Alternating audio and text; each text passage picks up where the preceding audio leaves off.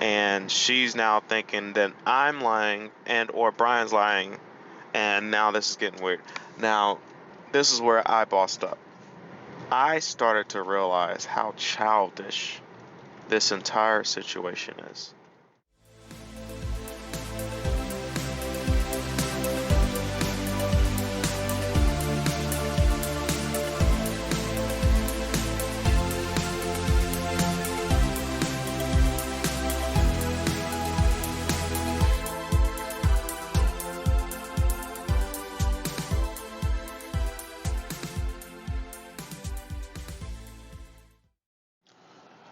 Hello again. Welcome to another episode of Purpose Driven Midnight Edition, where I, the middle child, drive with a purpose.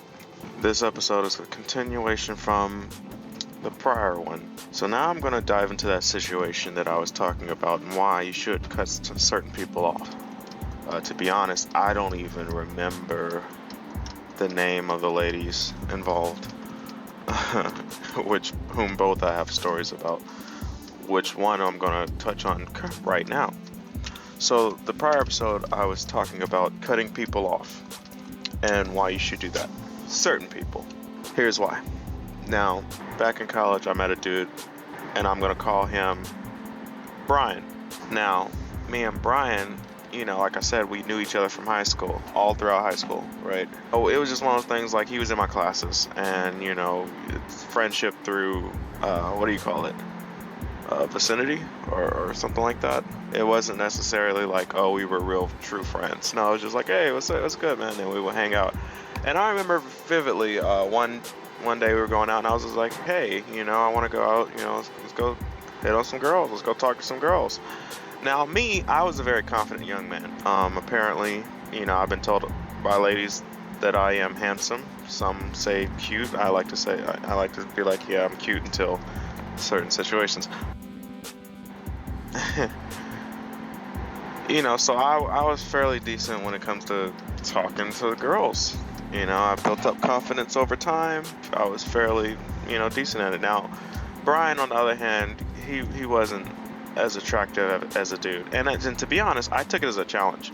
I was like, hey, I'm fairly, attractive, good looking.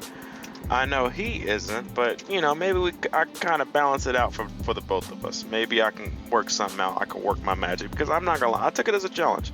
I was like, hey, if we run up on two girls, I'm gonna be like, hey, I'm gonna be so awesome. I'm gonna make sure, I'm gonna make sure he eat too. Boy, so just so happened we come about these two girls. Now, one girl, she was okay. She was typical. She looked kind of mixed. I'm not sure what exactly was going on there, but she was okay. But my interest was in the other girl. Now I'm gonna call her Brittany. So it's Brittany and Brian. The other girl, she's not too important in this situation. So I'm sitting there chatting. We're sitting there chatting, talking, and we build a friendship with these girls. Now, this is how I do. Like, I have no problem, getting a friendship with certain girls, because I kind of want to see how you move before I actually make a move on you. If I'm into you and like you're willing to, like, hey, because one, I want to see how you treat me as a friend. If you're one of those girls where you just try to use me and yada yada yada, I kind of know, okay, you're not for me. You like to use people. I see how you use other people. I put you in my vicinity so I can kind of gauge what you're about. And to be honest, if I can actually build a decent friendship with you, that means we have some things in common, which is good. We can build some rapport. And then on top of that, if we're attracted to each other, be like, hey, I want to try, let's take it to the next level. Now, in this situation, it never got to that point. It never got to the next level. So this was probably over the course of, like, Jesus, was it a whole semester? Now, a semester is like six months. This is probably over the course of maybe 3 to 4 months. I'm not exactly sure. I know it wasn't the entire year, I don't think. Occasionally we would meet up, hang out over the course of all this time. And like I said, all this time, I'm just kind of, we're having nice conversations, building fairly nice, decent friendship. I'm talking about me and Brittany. And I made it known, hey, Brittany, hey, you can do whatever you want with the other girl. But Brittany, hey, I'm on that. I'm on Brittany. Definitely. Now, Brian, on the other hand, and to be honest, I don't remember specifically saying this to Brian that I was interested in Brittany, but I made it very, I made it very clear that my interest was in Brittany, not the other girl. So, what Brian did one fateful night was, one fateful night, I got a phone call out of nowhere, and it was Brittany. And I was like, oh, hey, what's up, Brittany? And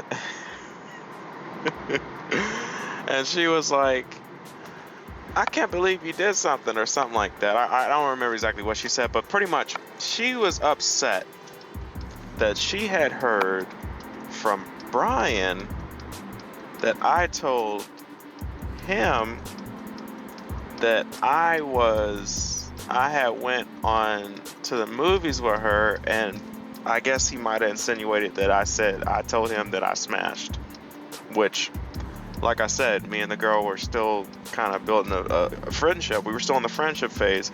I did not make any moves on her whatsoever, so this is a total lie. But Brian had said that I had said this, and I was like, what?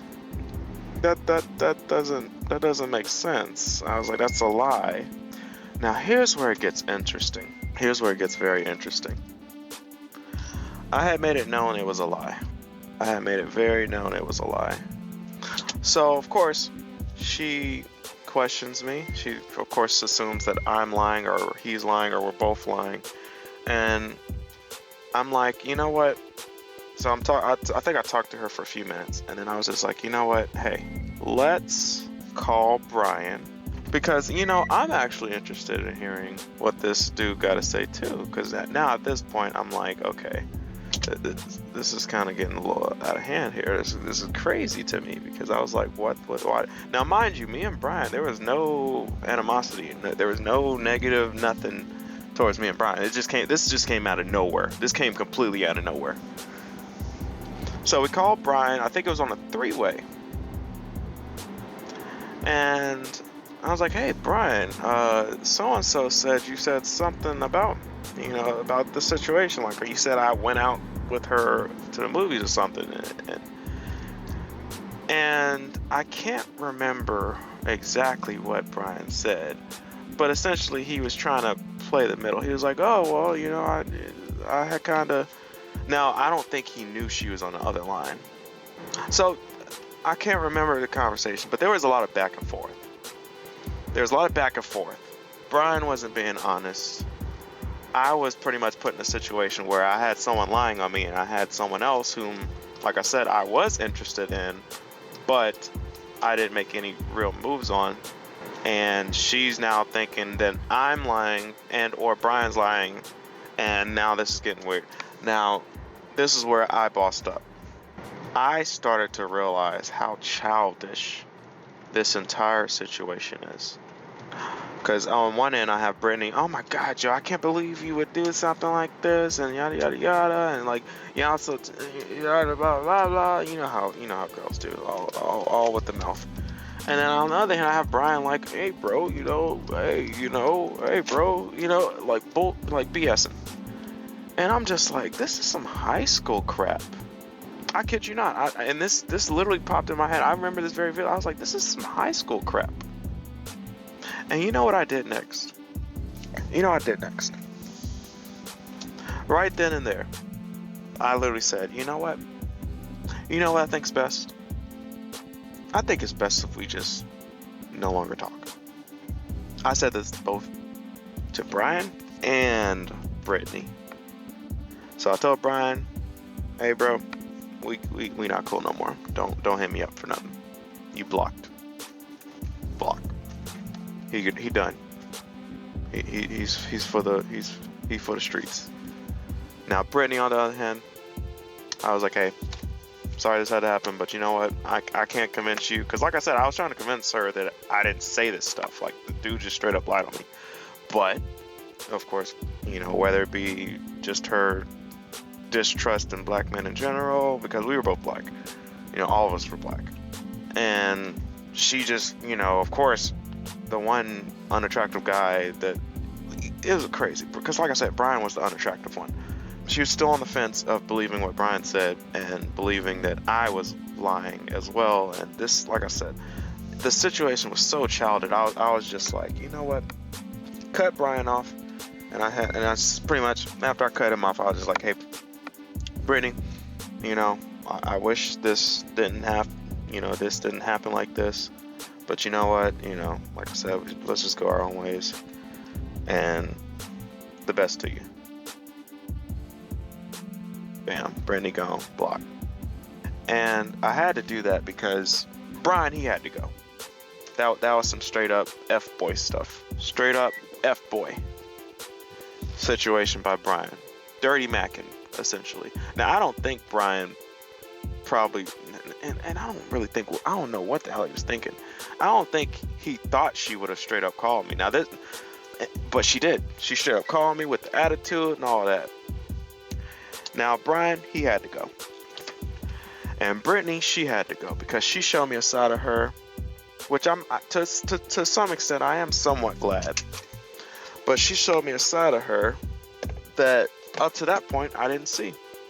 Because up to that point, Brittany seemed like a well-collected girl. She didn't have no attitude. She talked proper. She was intelligent. Like I said, she was on her path. She was feminine. All this stuff. She dressed nice. She didn't dress slutty. Like I said, I was vetting this girl for a reason. She was attractive. She was into me because, like I said, you know, while we were talking, she was definitely into me. And on that call, that fateful night, I'm talking about ratchet. It was like I was back in the hood, and I was just getting chewed out. I can't believe that. And I was just like, you know what? And I lost attraction for her after that. And also, in addition to that, she just wouldn't believe reason. I had Brian on the phone literally saying he fibbed. He straight up, because he just straight up lied. I never had a conversation with this dude. For, like I said, when I say this call came out of the blue, this call came out of the blue. Like, I don't even remember what I was doing. It just came out of nowhere. It was just a random night for me. And I knew Brian had to go because that was some F-boy stuff. Just like straight backstabbing, just lying snake of a I don't even want to call him a man because that's an insult to men. Now Brittany, on the other hand, she definitely lost favor because she didn't believe reason when I told her, you know, what the situation was. I called up Brian to question him on the situation, and she still refused to believe it because she was so in her feelings and distraught that I guess that's when the hood came out of her, or whatever you want to call it. Because when I say a side of her came out that I didn't see, it came out. Her voice, tempo, all that changed. It was straight hood, and that's when I was like, yeah, you know, I'm sorry this had to happen like this, but hey, best of luck to you. Have a good life. So the synopsis of the story: you're gonna have to cut people off. I had to cut Brian off and Brittany, despite Brittany being a potential wife that I was vetting. But Brian, he messed it up. He screwed it up, and then Brittany, because I was vetting her, Brittany refused to believe in reason and also got very emotional and erratic and showed a side of herself that she did a fairly good job of controlling up to that point. But it came out nonetheless. So to be honest, I don't know whether to thank Brian for the F boy he was, for at least bringing to light something that I might not have seen in her outside of that situation, to be honest. And when I say it was childish, you know. But he was still F boy, straight up F boy for that. And that's not to be taken lightly. So I had to X him out. Brittany, unfortunately, I had to X her out as well because, like I said, the trust, she was not gonna, like, whatever trust she possibly did have in me, it was gone. And fairly, that seems to be a easy thing for when it's between black men and women. It's like, as soon as something happens and there's dirt on the black man, like, it's easy for, the trust is just completely out the door for her. And it was, and I could see, I was like, it's gonna, because even after I cut Brian off, and this was roughly around the same time period, because I think I probably spent another few minutes or something talking to her, trying to get her on the side of reason, and it came to the point where I just realized she's not gonna, she's not gonna come back from where she is. And then that's when I realized, you know what, I just gotta cut you off. It's best we just go our separate ways. I did it politely, of course, but I was like, hey, have a nice life. Block. And I do have another story on this situation with my current wife, actually, whom I met after this whole shibakari, and we had a nice laugh because she had a similar story as well. In college, actually. But I say this story because there's a lot to learn from it. There's randomness, there's realness in it, because, like I said, this was one of those situations where I really learned anything can happen, and some people are just snakes. So I hope you learned from it. Till next time.